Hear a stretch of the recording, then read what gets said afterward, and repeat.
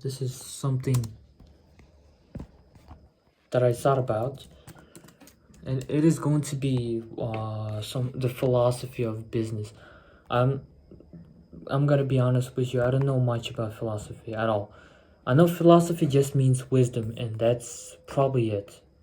That's the only thing I'm gonna be deriving my facts from. That philosophy just means wisdom, and we're going to be just thinking about wisdom today. So, in this little notebook, I write down my thoughts in order to not forget them, because while my thoughts sometimes are quite good, but most of the times I fucking forget them. That's how just my mind operates. My mind is a very forgetful machine. I forget faces of my closest people, and I forget many stuff during the day. It led me to some questionable states of life too, because I forgot something. So that's why I write down. And in this, we're going to be discussing business. What really is business? And what I really think business is, let's already begin without all these introductions. What I really think business is, it is just the way of spreading, being able to trade value, like the flow of value, of trading value. It just incorporates that. So hold on, let me draw it for you. I'm a fucking idiot. I cannot explain these things quite as good as I claim to be, but yeah. So there are some random flows of value. However, businesses are something that, these lines. Businesses are something that connect these into one point, so that other points of values can have a root between them, and then they can trade with each other with this concentrated points of value. So in general, value is something that is scattered around, but businesses just gravitate toward one thing, because, for example, corporations, they just store all the value, and all the trades that happen to them will be affected by the corporation, which you have to engage with the corporation in order to trade in the value. So that's what I mean by gravitating the flow of value towards one thing. So it's going to be compacted with one kind of specific value that you're going to be trading, right? So that's what I think business is. It's just a stress point which gravitates the flow, the specific wavelength, specific flow of value, right? Specific value. And so the whole concept of business, of a successful business, lies within the value itself. If the value is terrible, no one is going to be trading with that. So flow of value isn't really something alive. It isn't something that is dead either. So like magnetism, it behaves, it moves on its own, but it's not really alive. Something like that. Flow is something similar to that, right? It is some state, right? And the whole concept of business lies on how big the value is, and we can break down the kinds of values into 5 simple terms. And these 5 simple terms are actually gotten from a book which is called A Great Rat Race Escape, right? I'm going to be deriving much of the information out of that. I'm simply giving you arguments that I hope to, share with people, and, to argue with other people, to be corrected when needed, and just the general wisdom. I promise you, this is not a very perfect statement, all this stuff. And that's why I wish to be challenged. I wish for this belief to be challenged. But it is at least something that I sincerely believe contains a value in itself. So, I'm looking very weird today. Even weirder.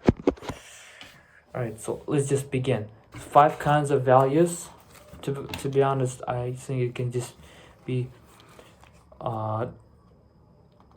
put into 2 values, which is just perceived value and the utilized value. And then we can break down from that. So perceived value is marketing. Marketing is just something that attracts the customers, and the way a customer perceives the value is going to believe how much potential there is going to be. So, two kinds of value, right? Perceived and utilized. Without one or another values, the utilized, they each other will not exist. Obviously, you can market some shit, but if it is fucking terrible, then it is not really going to be good with the flow of value, right? It's just going to be scattered around. You're not going to be able to stress it at one point and gravitate it, right? So yeah, perceived is marketing, utilized is obviously the product itself. And we're going to go into those two sections, the marketing and utilized, because I have written the stuff that is going to summarize the whole marketing. And once again, this is something that I want to be challenged about. It is that this book has summarized everything about marketing, because the author of the book, MJ DeMarco, himself got a degree in it and just summarized it and said that you're going to be saving years of your life, because that's fucking it. That's literally it. Like several pages, and that's literally it, right?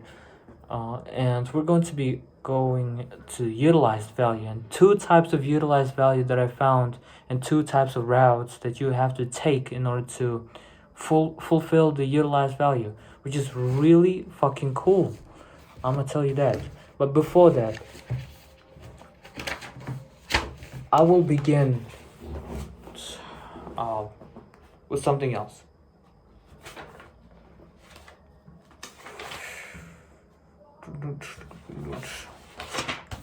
I will begin with something more abstract. So, I have a belief that logic is a I will quote from what I wrote May 16th at 9:30 p.m. So that is me in the past. So listen to me. Logic is a universal tool that all humans use. It acts as a base of our thinking. But being so reliant on it is what leads to us not comprehending things beyond us, because it transcends our logic, and we can't perceive it, and even if we witness it face to face. This is what I call an absurd. Absurd is going to be a subject in here. So, you have to embrace the fact that absurd always exists. More than that, it controls us, and when we are under its influence, we are helpless. We try using logic against it. So let me summarize. Logic is something that we all use day to day. Logic is basically a set of steps that's going to lead from one point to another, right? To reach a goal, basically.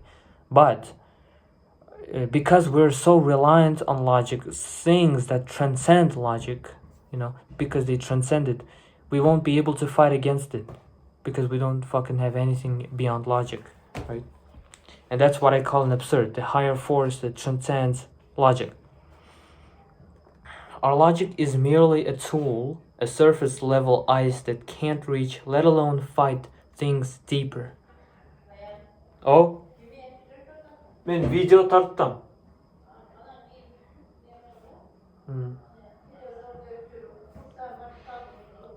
Oh well. My bad, team, my bad.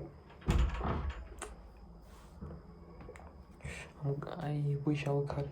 Logic is a ladder that lets us climb to another surface. Basically what I said, from point A to point B to reach a goal. A bridge that makes crossing impossible. What? A bridge that makes crossing fucking possible. Okay, that's it. But just like any ladder, bridge, or even a tool, we can always jump from it. So I used a metaphor. If there is one point and another point and we need a ladder to climb it, just like any other ladder, we can jump from it, right? Bro. If we have freedom and strength to use logic, there must be enough freedom and strength to abandon it, right? If our minds can reach such a thing as logic, our minds can stretch to reach such a thing that crosses logic. If there exists a passage through which the absurd can touch us, there must exist a passage through which we can gather some absurd. What I'm saying is, if there's a higher force and it affects us, the absurd affects our real world, there's a passage existing it, then there must exist some passage, maybe not exactly that passage, there must exist some passage from which we can affect the absurd or deal with the force it is going to have upon us. How do I know? It's written there. We can't perceive absurd, but we can perceive what it leads to. More so, we can comprehend that absurd exists. Doesn't that mean that our mind has stretched enough to think of such a thing as absurd? Well, a better proof would be an example. Something that logic can't grapple with, yet it sees what it does. Such a thing controls us, and it doesn't matter smart or stupid, strong or weak, only those who are willing to abandon common sense are able to win against it. And let me tell you, that thing is powerful. It had enough force to crumble nations and fall the mightiest. It is truly fearful, and that thing is something that we call emotions. So what I claim is emotions is an example of absurd. Logic can't grapple with it. You cannot outsmart an emotion. Emotions by themselves don't crumble the nation, but it leads to a fall with force strong enough to perish it. Something that helps us distinguish good from bad poisons and rots ourselves. It makes no sense how could one fight it without completely destroying it, right? That's why when we use something that makes sense against something that makes none, yet survives in our world, it actually backfires onto us. So what I'm saying is, anything that makes no sense would be, in theory, perished by logic, right? However, if something that does not make sense, if there is something that makes no sense, but at the same time was not crumbled by logic, such a thing that is absurd, then such a thing would backfire onto us, right? So I'm not saying that every single irrational decision is an absurd. No, not really. Some irrational decisions are destroyed by logic, right? Invest in Bitcoin nowadays, or invest in some fucking crypto, some stuff. Because crypto is such not a standard thing, and it might make sense to us according to what I have written to invest in it. Fuck no, it is just an irrational decision. It's logic simply just says fuck you, and it's going to perish that argument, right? However, some things that logic can't grapple with, such as emotion, it is going to backfire onto us if we use logic, because if it has enough strings to not be bothered by logic, of course it's going to be much stronger than it, right? Its force will always be numerous times higher than what we can apply to it. So when we apply none, it pays back the numerous times none, aka zero. So what I mean is, if we use logic against an absurd, and any amount of force we use against it, it backfires some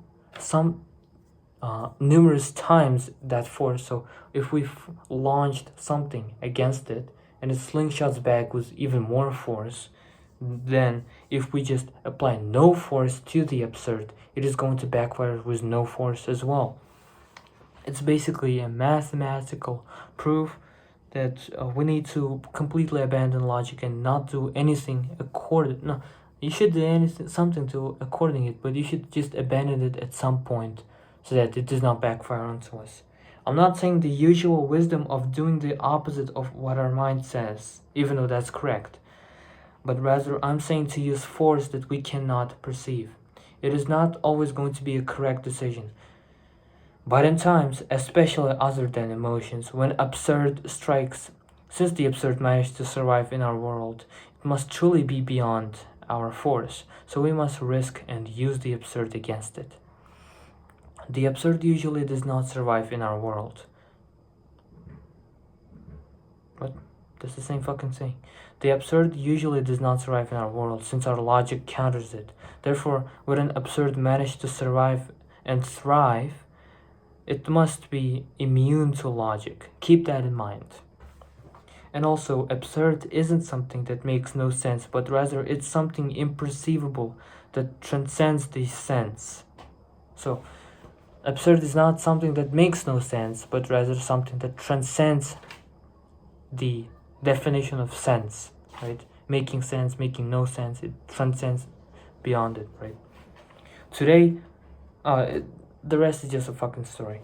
So what I'm gonna, why all this lecture was for, well, I planned for this video for me to transition from that to flow of value, but however, I already told you what the flow of value is. I'm gonna be saying about some things that are going to make no sense. It's gonna be nonsense. However, I argue that this is actually something that transcends our understanding.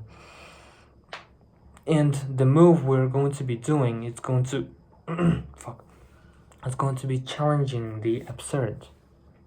Yeah, that's what I'm gonna be saying. So if some shit does not make sense, what I'm claiming is, if some shit does not make sense, oh fuck no, it does make sense, right? So yeah, let's talk about the utilized value first. Utilized value is the value of a product. So for example, cure for cancer, or cure for any disease, a painkiller, right? Or a very tasty treat, and all stuff like that. It has extremely many factors on what makes it a good value, but much of it is just influenced by environment. So a cure for cancer is going to be fucking useless if you launch a mission in space and no one really is affected by cancer or will ever be. So while cure for cancer by itself, by definition, may seem really cool, it has to have a right environment in it, right? So yeah, one of the factors is environment. And the other factor is what it is by itself. So if it is knowledge, if it is wisdom or something abstract that is not here, that you cannot touch, think of, maybe you can think of, but you cannot touch with any of your five senses, but it still does exist, then it's going to be one kind of utilized value that I'm going to be explaining about. And if it is instead something that can be touched, like a tasty treat, maybe cure for cancer too. Cure for cancer is still going to be a physical thing. I'm going to explain that later. Stuff like that. It's going to fall into the second category. So,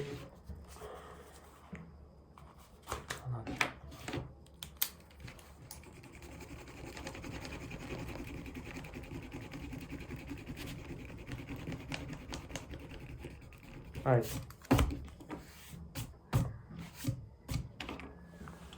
The right environment also determines how good will it seem to a customer. How good will a value seem to a customer, I mean. Sorry for my bad phrasing. But we're not going to be talking about much of environment right away. It is very important to talk about those two categories first.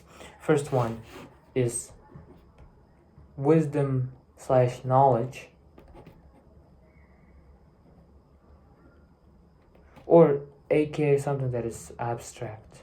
A skill also falls into that category. A second, which is physical.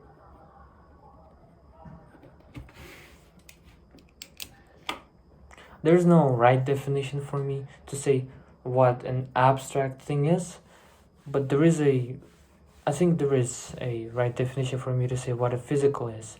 So you can logically assume that the rest of the things fall into first category, unless some other categories exist. So let's simplify it. If it is something that you can touch or it can be stored in some way, then it falls into the second category, which is physical. If it cannot be really stored and it has to go through a process, okay, fuck, I'm stupid. Yeah, if if we talk about value as a result, and the result falls into two categories, which is a process, and second, that requires no process. It is immediately used after the usage, right? Yeah, that's what I fucking tried to define, really. I'm sorry. So, if we perceive the value as result, the first category is a process. So, by process I mean a skill, a private coach trainer, like a private coach, right? Something for the result that you would need a processed time and effort for it to move, and then finally reach a result. That falls into the first category. The second is that a result really just will be defined. A result will be achieved once you just use it. Cure for cancer, you use it, boom, the result, right? It by itself has a process of its own, but it's not something that I'm explaining. So yeah, you can be safe. All right, now let's talk why the fuck was it important? So, if your value, yes, I'm talking to you, if you want to be a businessman, at least in theory, everything here that I'm going to be talking about is going to be theoretical, but you can always use it in practice. So, if you want to be a businessman and your result is going to be something that is process, which is skill, knowledge, or like support, like a private coach or something, then the best environment for the customer should be something that would encourage and give strength towards the process, because that's the real value. You save time and effort for the result to be achieved, right? I'm sorry. And that best environment is arguably a community of same-minded people that support the customer. Like, customer falls into the community, and in theory I'm just going to address the customer as he, don't be offended, and he is going to be supported by the community because of all the knowledge and support, not just from the main source of knowledge, but from the other members of the community as well, right? Community may not be perfect, but it is something that you can always utilize. You can always create a community. I promise you can. I will tell you briefly how to create a community in theory. Obviously I want to try it out too. And if I fucking fail, then that's going to be a proof that either a theory or my practice failed. And second, now, the usage immediately. And that mostly requires for the customer, for you as a businessman, just to come up with an original idea. And there's something controversial about the second, something about coming up with ideas. Problem is, you can always come up with ideas, and that's the problem. It is a gambling thing. What is the problem with gambling? The problem with gambling is you can actually win on this next turn. The same thing is here. You are taking a huge gamble. Unlike the first process where you build a community first, unless you have all the knowledge and stuff, you build a community first.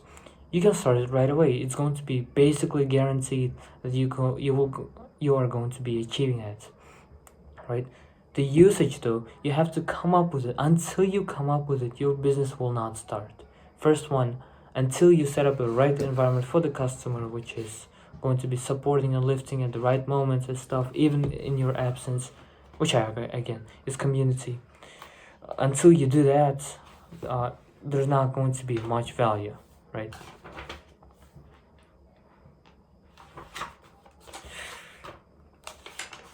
Yeah. And the way if you want to come up with ideas, I'll be touching that theme first.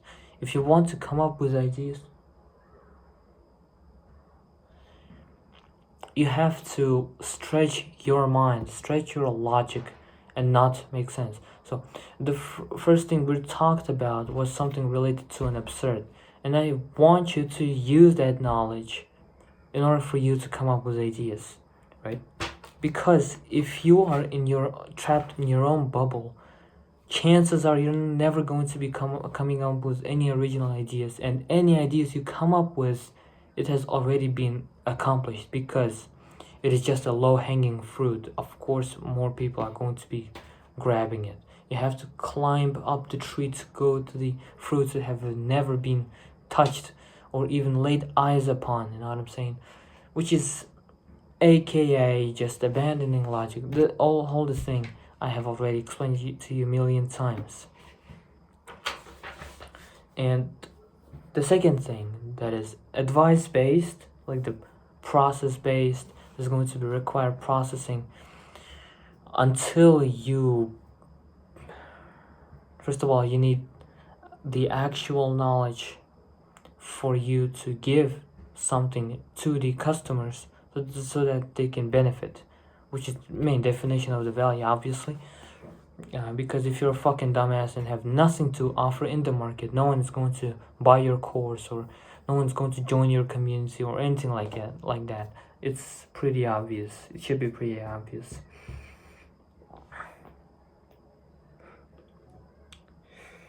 I'm sorry. I really want to sleep. My mind is not making connections, but what I wrote here, I'm just going to quote it. If you haven't noticed, the basis, or rather what the business requires you to actively seek out and build from, that's most problematic and rare, of the corresponding businesses is what the business pursues to achieve. So if a business tries to achieve, a result for the customer, for the process-based, then you will need the process-based thing for your own business, for your own base of the business. That's what I'm claiming. So if you look at it, I hope the image is not mirrored. So this is the advice, right? And then it comes into the package, boom, boom, boom, boom, boom, boom. Like this is a product of the business. This is the business. And the whole base that the business relies on is going to rely on progress, just like the thing that we're actually selling. And the same here.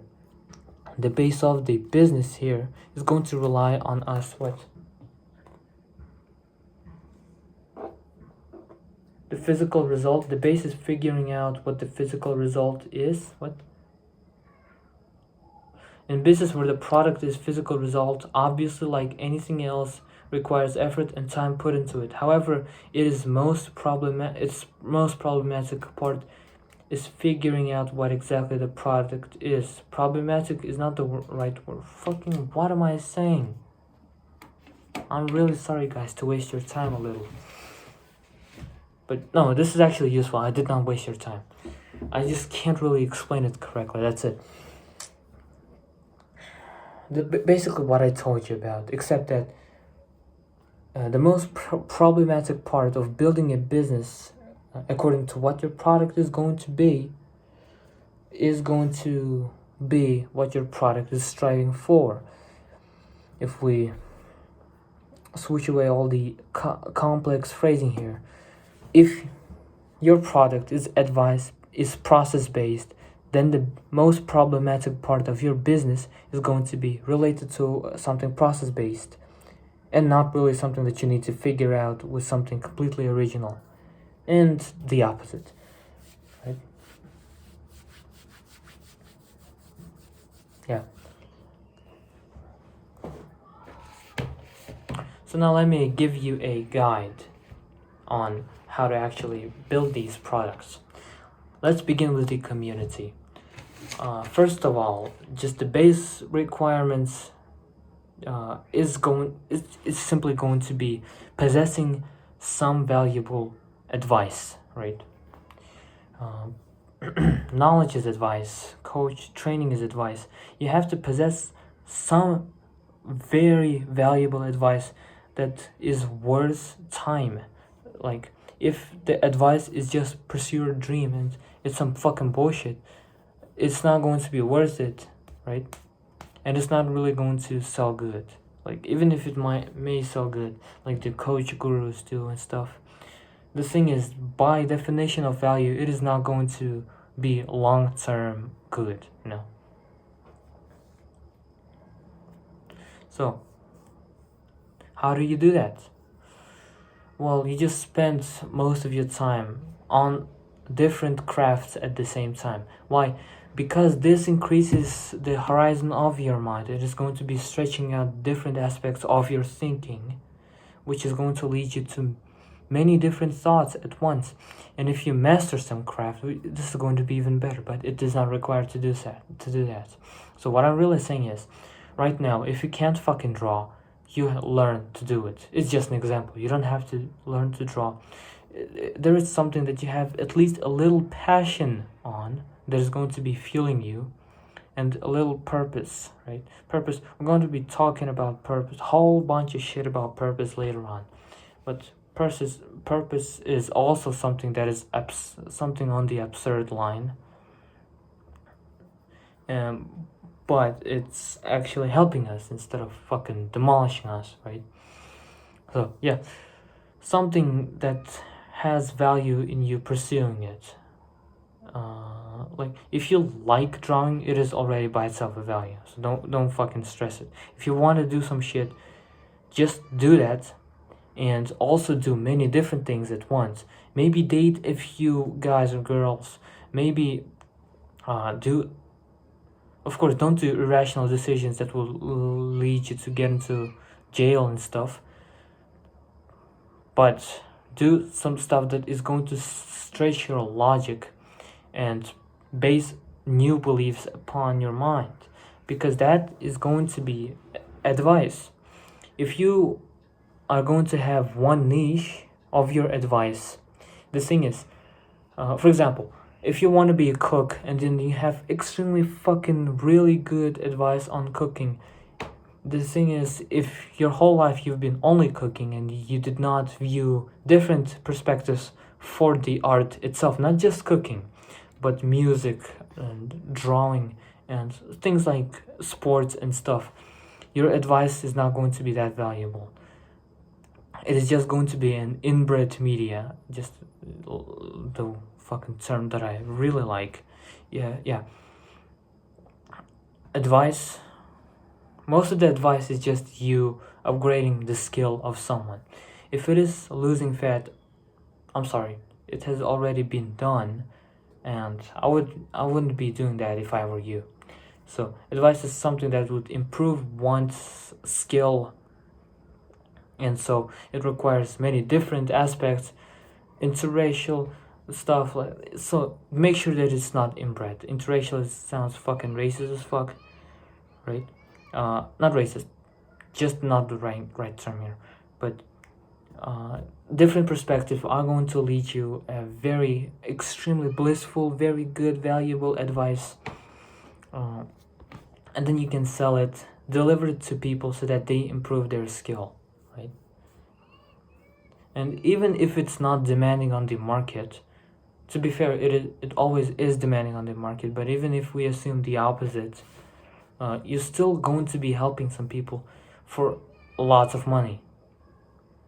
If it is going to be consistent for a long time, even better. That's what basically universities do, but what we're doing is we're applying that to niche, one specific knowledge. I'm just gonna say that I did not have a script for this video, and it fucking tells. My whole order of the things that I tell you about fucking stinks, but I'm going to be improving on that kind of stuff, right? It's just the thing I'm saying. Yeah, I may fucking fall asleep too, and that's gonna mess up my order even more, so I apologize for that. Now let's talk about the building the community. The thing is,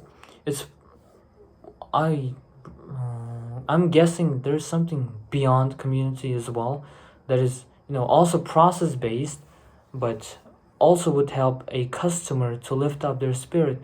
just basically support for the result, not just the community. Maybe it is a community, but like of consisting of 2 or 3 people, right?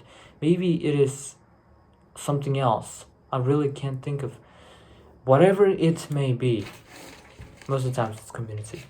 It is going to require you yourself putting process onto it, because that's what you're selling. What I'm saying here is what you're selling is going to be what your business will require, right? In some strange way, it is that. It is very strange, but it is that. And so, you're going to be putting lots of stuff onto it. I'm really dragging out this video. I could fucking do this in half a minute. And the second type of the value, which is the physical result, which is instant, it is going to mostly the base of your whole business. Of course, it's going to require your process. Of course, just like any other business, it's going to require your effort put into it. But its most problematic part is going to be for you to figure out what it is. Until you deliver that massive force of you figuring out what it is, you're not going any further, right? So yeah, it is not something necessarily process based. It is basically you figuring out what the thing is, and once you do, then you can move on to the next steps, and it's going to be much easier than the first. How do you do that? How do you come up with ideas? Once again, you take different perspectives, and once again, you do not rely on the inbred media. If you have watched cartoons and anime in your whole life, chances are you're not going to be able to create good anime and cartoon in your future. Why? Because it is an inbred media. You have to take different perspectives of art, or maybe some other stuff that turn out to be art in the end, but still some different stuff, and you take it all, and then you see all this perspective, and when you wear the glass of an entrepreneur, just like people want to call it, and you will see the pain points of different things. That's when you are going to, essentially perceive, right? You have to combine that, the glass view, with the idea that you have to be taking lots of different perspectives. And let me tell you, the more time you spend doing this, the more time you save in the future. There's a quote from JoJo, the anime series and the manga series, which is called "The detour was the shortest route." In our case, the detour was the shortest route here too. If you take a lot of time on exploring different perspectives and stuff, it is going to be, unfortunately, the shortest route for you to come up with the idea, right? Well, arguably not, because everything is chance-based. This thing is just going to increase your chances, which on average leads for you to figuring out an idea faster, but you get my point. You have to invest lots of your time in there. And other thing I'm gonna add, the specific pain points you are going to be looking for are not really pain points. Like, I'm always stressing out. That is not a very good pain point. A pain point should be very specific first. It should be very specific. And second, it has to be a problem that the potential customers deal with on a consistent timeline. So, just because you had an accident, okay, no, that's the fucking stupid example. Just because you had pain once and then it gone away, that's it. And if you solve that pain that is no longer going to be occurring, it has no value, even though it is solving a pain point. What you should be looking for is a very specific one. Why very specific? Because if it's not specific, if it is general, then chances are it has already been done by other businessmen. So yeah, that's the nature of business and stuff. Know what I'm saying? I'm sorry for your stuff. I'm fucking idiot. Not realize I'm on camera. And the second thing is,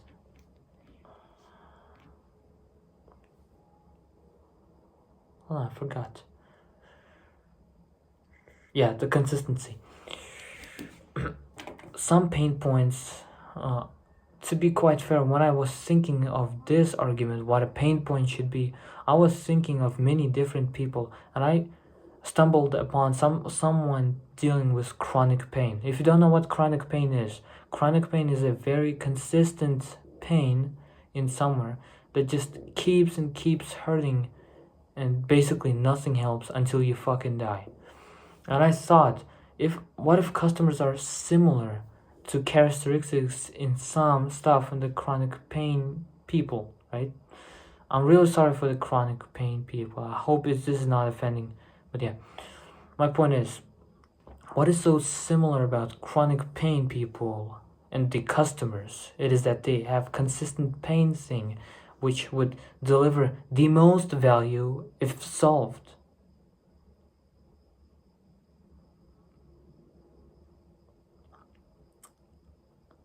Real sorry for, yeah, I'm just scared a little. Personal reasons.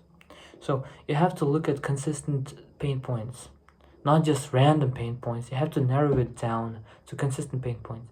And you know what? In general, I want you to narrow down what the pain point should be.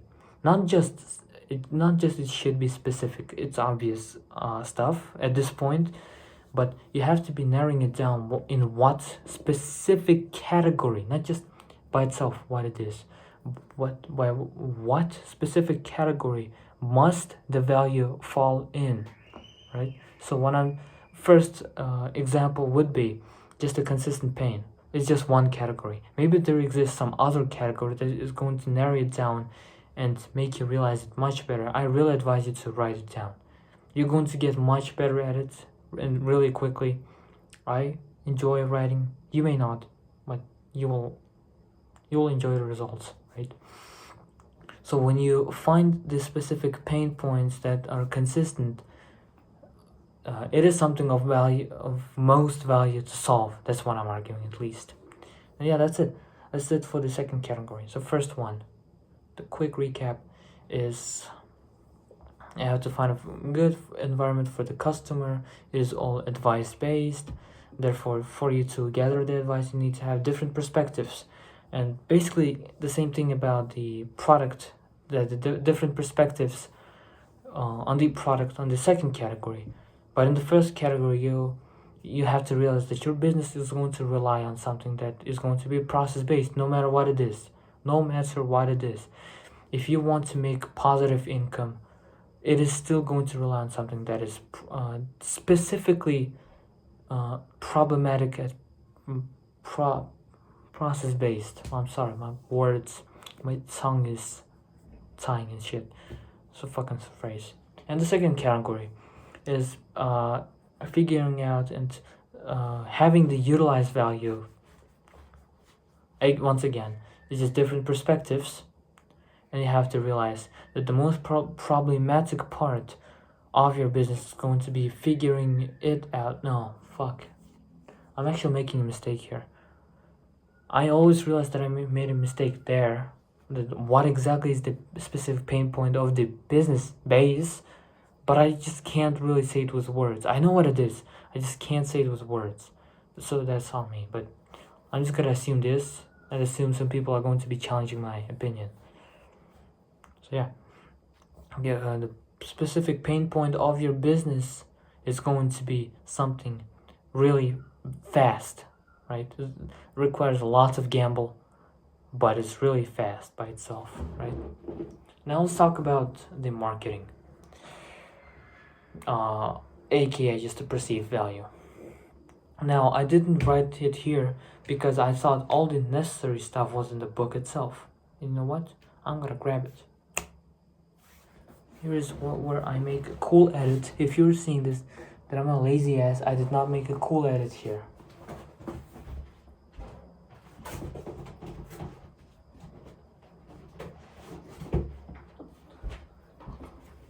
Alright, there's the book. The Great Rat Race Escape by M.J. DeMarco. So, I think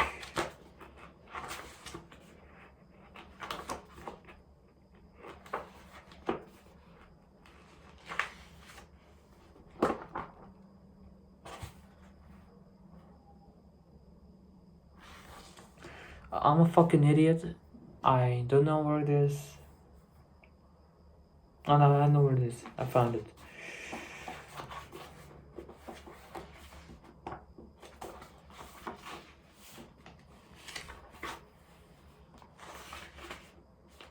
Alright, so this 89th principle, no, 89th strategy is called SIDA, which is spelled SCAIDA. The thing about this book is there are going to be lots of abbreviations of different stuff, and you have to remember it, like scientific terms generally.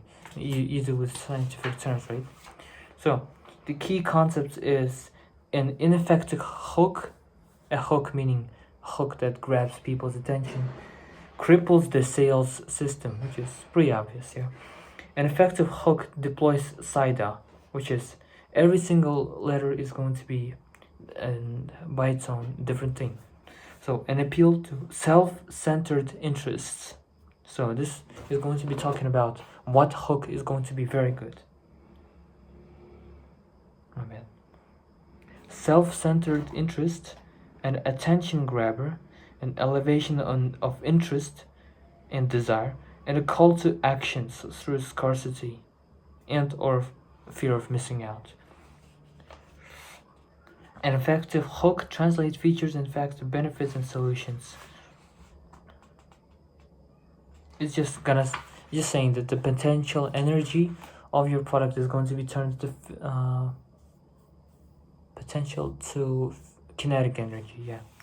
So the way a hook and advertising or anything like it is going to grab customers' attention is divided into 1, 2, 3, 4, 5 different sections.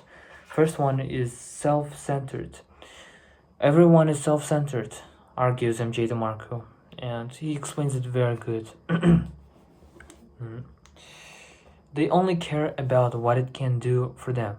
So if they have a value that is very specific and is going to hit right where they need to, that is going to complete the self-centered part.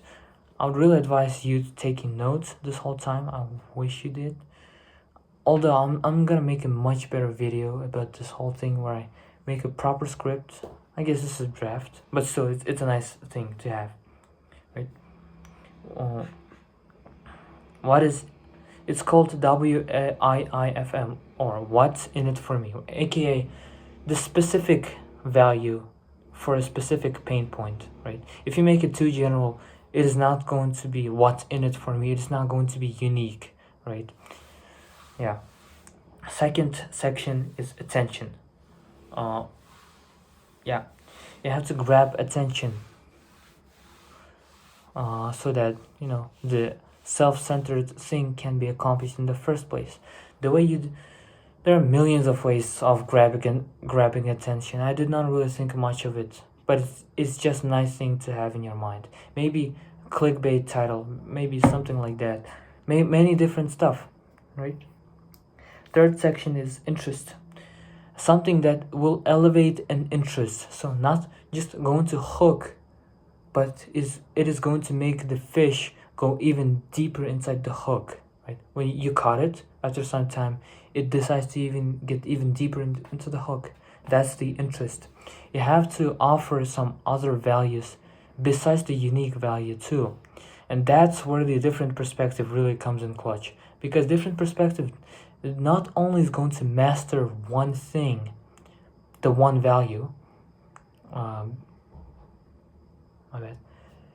but it is also going to do something that is called surplus value. In basic terms, it is some in addition to what value you have, something else that is going to add up to an interest. You elevate an interest. That's it. So not only do I get my main issue solved, but I also get X, Y, and Z. So he gives an example. Not only do I get email leads for my business, but the phone calls are free. Some stuff like that. So they're also aimed at different pain points, but I would argue that they're pretty general too, right? The fourth section is desire. Desire is essentially interest, but more of a bribing thing. It is also pretty important, just not as vital. I'm still gonna say it. Desire drives up the interest with more value adds on top of your primary and secondary offer. Desire could be free bonuses, discounts, extended trials, sweepstakes entries, or add-on upgrades. Wrap up all these extra bonuses by telling the potential customer how these other benefits will help them on top of the primary benefit. Wow, I can get a 15% discount if I pay yearly instead of monthly. Solidify desire with a slew of positive testimonials. One thing I would add to this is if you have many surplus value, aka something that is in addition to the main value, I would make it that there are a shit ton of them. Why? Because if there are a shit ton of them, it is most likely going to solve another unique pain point of some customers. If you have million of different things, it's going to be there's going to be much bigger chance for someone to find a closer pain point. You know what I'm saying? I'm sorry for making these weird gestures. I'm just imagining the whole thing in my head. You don't see it, obviously. And finally is an action. Action is the most not needed thing here, to be honest. But fine. Action is a call to close the sale. Nowadays, the most effective ways to do this is through scarcity statements. Limited time only. Offer expires in 2 days. Only 100 spots are available. It is something that boosts the thing, but once again, not as vital. So, yeah, that's the whole marketing thing. Let's recap it real quick. The hook, the way you're going to hook people's attention towards your product is, first of all, making the pain point unique. You have to find your customers, the specific customers with a specific unique value, right? And then you have to, once you have these customers, you have to keep elevating their interest more and more. One thing you do it is attention. Attention is just clickbait titles and some bullshit stuff like that. Many things. You can think of it of yourself. I promise you can. You're not as fucking stupid. And one more important thing is the surplus value, aka what do you get in addition to what you are supposed to buy, right? So it could be like a 15% discount on the yearly instead of monthly stuff, or some stuff like that. But you have to add lots of bonuses that just don't nullify your value, but at the same time grab attention of many different things. And you have to deliver it in a very good way, which of course you can do as well. I really think you can. Many different surplus values and the action thing, which will drive up through mostly through a scarcity statement, but just not always. Action is a thing that exists. If you want to, you can develop this idea further. I'm not gonna do it. I'm just gonna give it up right here. So yeah, that's it. That's the whole thing with the marketing. I believe this is enough because I've read the rest of the book and he literally does not talk about the marketing except for something called value skew. But trust me, it's the same thing that is covered in here. Really, you don't just don't stress your mind. So now we have talked about the two types of values, which is perceived and utilized. To be honest, there are more values, but if you make the perceived and utilized very good, you are by definition making a just an incredible product. Sorry for these weird gestures. Now we're going to be talking about purpose. Oh boy, there's so much to talk about purpose. Purpose is not just the why you do behind something. It is simply a force that drives you to do it. A simple question such as why does not really cover up for what really purpose really is. it's really many different questions and so on. Or maybe it is like there's a what, there's a how, there's a why. Maybe there's some other completely different question that is going to be covered that would describe purpose. But once again, don't stress yourself about it. So one important thing about purpose is not really a thing that you have inside of yourself, like the media romanticized for it to be. Like, oh, I was always born to be a painter. No, the fuck you won't. You didn't. If you were born in some other different stuff, you wouldn't be a painter. Just an example, right? And even a better example is some superhero that became because of some really fucked up moments, like they killed his family and then he decided that he would save other people's families, right? If they didn't kill his family in the first place, there would never be a purpose of saving other people's families in the first place. Purpose is something that you build. It is not simply something that you have. And purpose by itself is also something that is moving. Maybe not something that is alive, but we're going to perceive it as it is alive, because it's going to be changing in different ways. Many philosophers say that the purpose, you have something, it's just a layer of purpose till you reach a true inner desire of your purpose that you're going to just simply never let go, right? Just like Superman, just like some superhero never lets go of the desire to save other people's families. You're going to reach some purpose that you're going to never let go of. And in order to reach that deep purpose, you have to first unpeel, just peel, fuck. You have to peel the layers of normal purpose. Like, you have to peel some surface level purposes. For example, get a nice physique and stuff, right? Okay, fuck no, that is an embarrassment. Now I'm gonna cut it. If I didn't cut it, I'm a fucking chud. I mean, I have some muscle mass. I'm just not gonna sugarcoat it. I don't really exercise, I just do judo exercise, that's it, I don't lift. Anyway, what I'm trying to say is there's going to be surface level purposes. You peel it, and then you go something that is closer to your inner desire that it has been forged. And then you keep peeling these layers. The purpose is going to keep changing your current purpose. And then you're going to reach the deepest purpose that is going to be teaching your deepest desires and shit that you're never going to let go of, and some stuff like that. Now, why am I telling you all this? Because purpose, just like purpose can be applied to us, purpose can be applied to business. Or if you imagine the word purpose as a function, as the mathematical function, like purpose of something, instead of purpose of people, we can put purpose of, business. Even if it does not make sense right now, it will make sense further, right? Yeah. Why the fuck did I just do that?